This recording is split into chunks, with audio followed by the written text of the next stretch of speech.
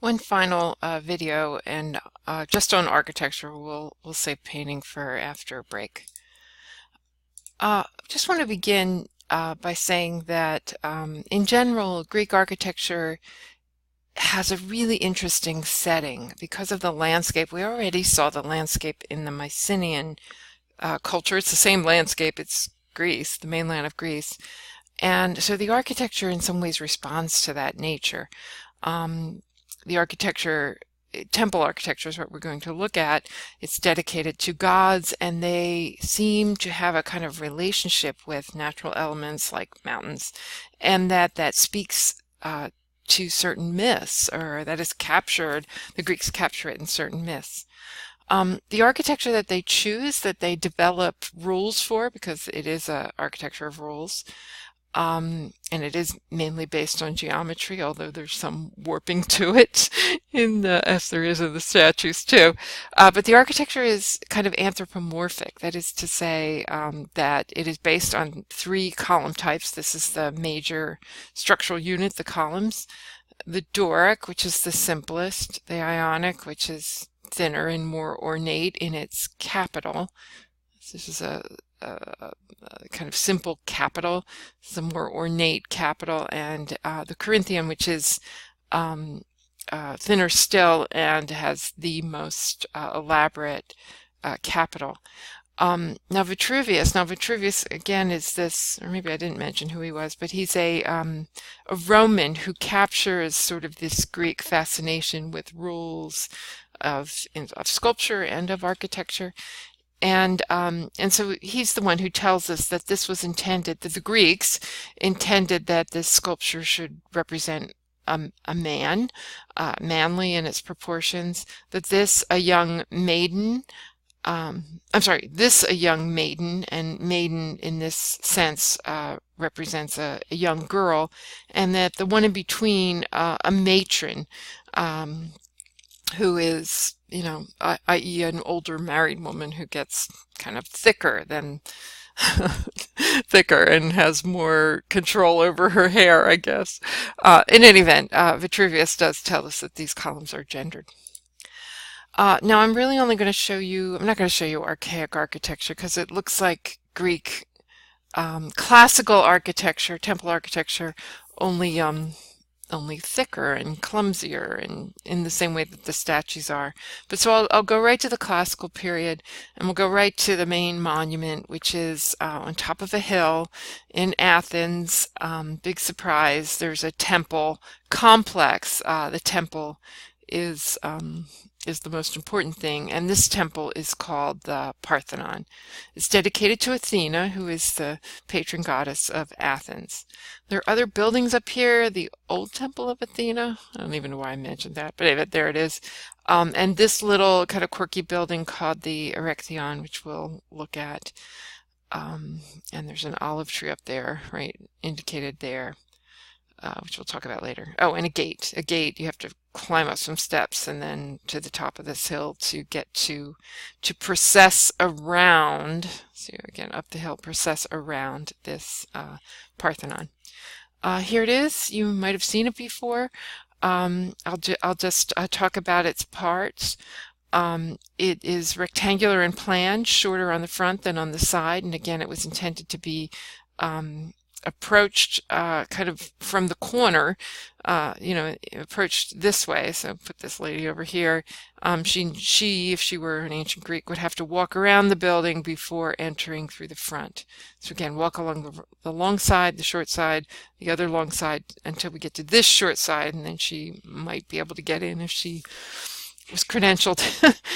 The other things, okay, so Doric columns, obviously, they're the most simple. And the most masculine, and probably because this is the temple of Athena, sort of suggesting that this is Athena's more warlike side, more masculine, more, assertive side, let's say. This is called the entablature, and we're going to look at this very specific kind of entablature decoration with architectural reliefs in a second.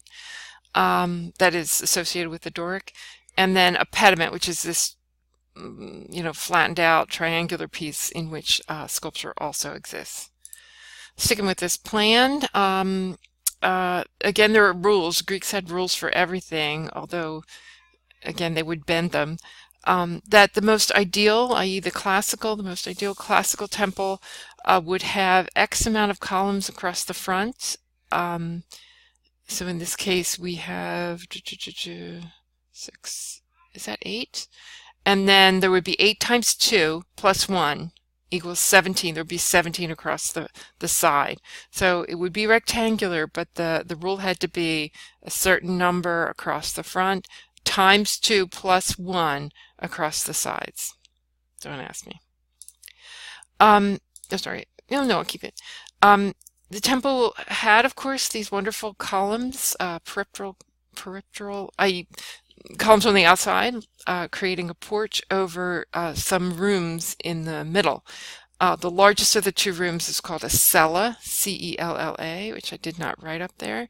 And the cella had the great statue of the god or goddess, in this case Athena, and a back porch where you would keep tribute to Athena. It's the treasury. It's where people would give stuff. Now, Athena is the goddess of war, and she's often shown, as in this case, in this reconstruction of the lost statue by Phidias of Athena, made out of gold and ivory.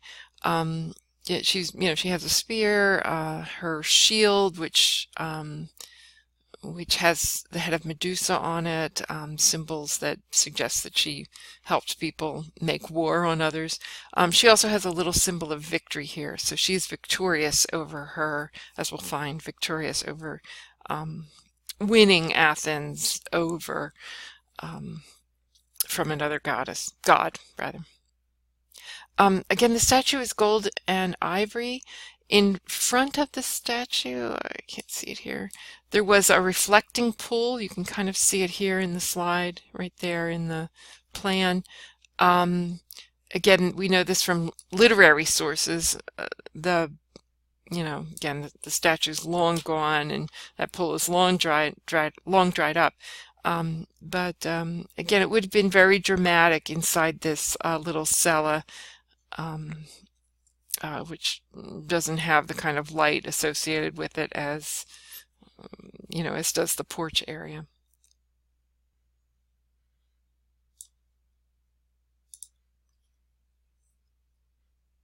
So again, we've looked at some sculpture from the pediment. Now the other place there would be sculpture would be, again, here in the entablature, in that horizontal zone. Here you see it in a detail, again, the pediment and then the entablature. The Doric order, again, these are Doric columns, had a kind of funky way of doing their entablature, and that is to have these back and forth indentations of triglyphs. They're just kind of these bars, and then in between these short panels that would have relief sculpture in them, and these are called metopes. So I'll ask you to remember the word metope, and you can see that there were relief sculptures that kind of got blown apart. Some of them did survive, and some of them were decorated with these kinds of subjects. They're called, it's the lapith and the centaurs. A lapith, which is a human figure, and the centaurs. Now, I could ask you to look up that myth, but essentially it is at a wedding feast of 2 people, some related to the lapiths, some to the centaurs, the bride to the centaurs, the groom to the lapiths, and the lapiths come, and as you can see, they're half horse, half human, and they drink too much. They drink milk, actually, that's what makes them drunk. And in the process, they try to violate the women at the wedding, and the lapiths have to come in and control them. And so, in any event, there's each one of these metopes. There's one. Here's another. Have a kind of a pair of a lapith and a centaur, sort of duking it out. Now, these are really interesting, and some people seem to suggest that this isn't all that well known a myth in in Greek.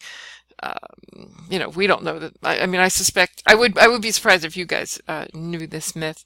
But it was important to have on this really important temple because it suggests the classical period's kind of desire for control, a civilized control over some of the more bestial or barbarous tendencies.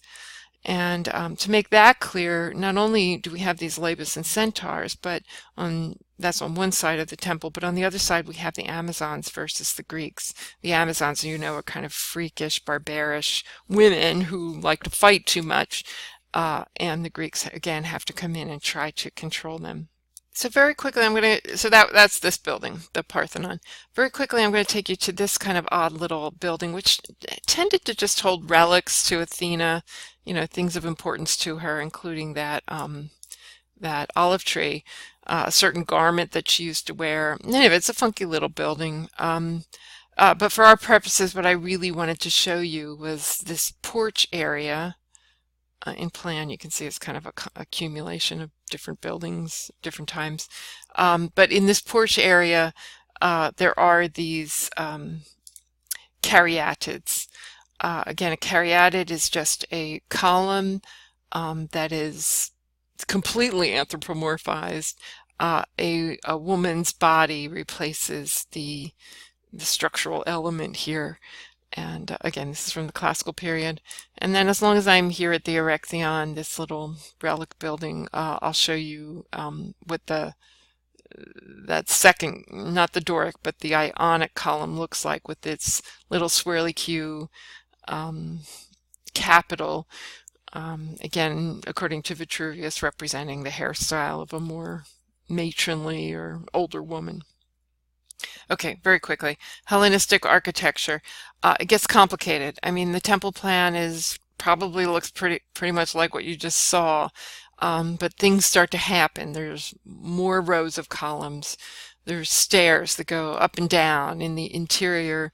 There are oh, and in this case, the cella, you know, this main actually contains another little chapel, another little temple. So the site is, I'm sorry, this is, the Temple of Apollo in Didyma, which is in Turkey. And here's what it looks like. Again, just more stairs, more elaborate columns. And here we are inside the cella. And again, more stairs inside the cella. So that's a very short understanding of Hellenistic architecture, that it is temple architecture that is like classical, only, you know, just more jazzy.